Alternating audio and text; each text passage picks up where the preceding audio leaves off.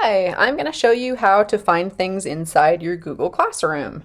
You can get to Google Classroom by going to classroom.google.com or looking here on the 9 dots anywhere in any Google thing.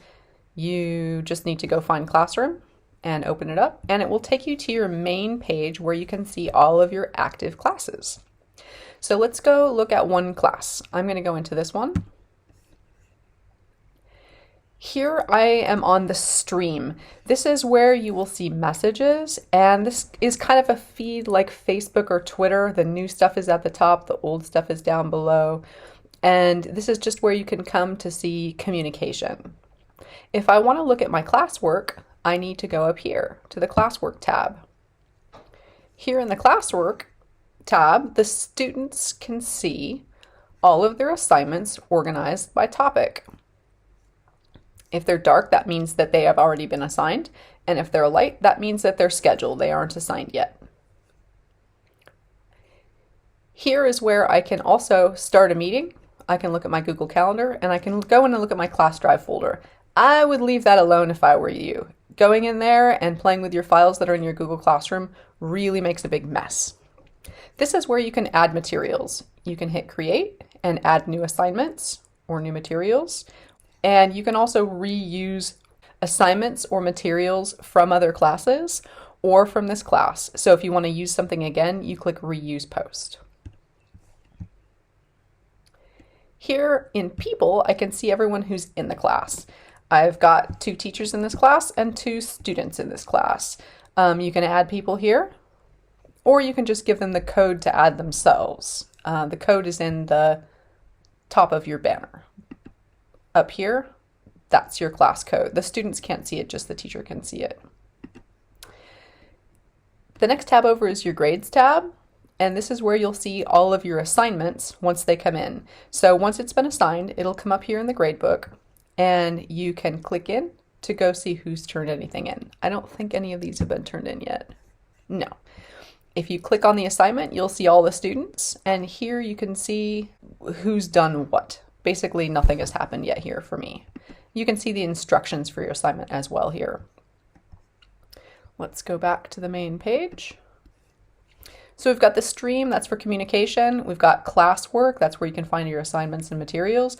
People, you can see everyone in the class, and grades, that's where you can see your assignments and see your grades. This is your upcoming work area. This will show you what's due soon. Over here with the little 3 bars, we can go see our calendar. That shows you the calendar for the class. Everything that gets added as an assignment gets added here. So I have nothing here yet, but when assignments get added, they get added here. I can go down to the to-do list, and it's empty here right now, but you will see missing assignments, completed assignments, and everything that's assigned that you have not done yet. Here in settings, you can change your profile. You can turn on or off your email notifications. You might want to turn that off if it's getting really crazy. You can turn on notifications for comments. You can turn on notifications for classes you're enrolled in and classes that you teach. And you can go by specific class as well.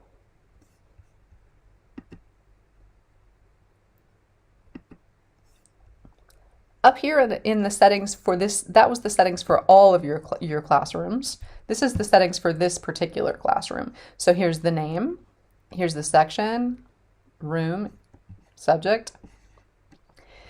In this general section, this is where you can set up Google Meet links for your class meetings. And you can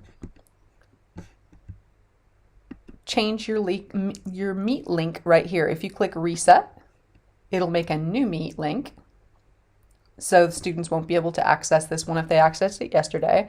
And here's where you can turn it on and off for students. If you turn it invisible, students won't have access to it. So if you reset it and keep it invisible until about 10 minutes before your class starts, then pop in, make it visible, and it'll show up on the banner so that students can join the meet. You don't want the students to enter first. That's not a good idea. You want to make sure that you're the host by entering first. So once you turn it on, you should definitely hop right in that meet right away.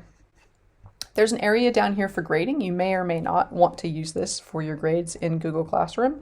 Right now it doesn't integrate with Moodle, so it's not super useful except for just pulling grades out of. So if you don't want to set that up, it's not really a big deal if you're not using the gradebook here in Classroom. So I'll save my settings here.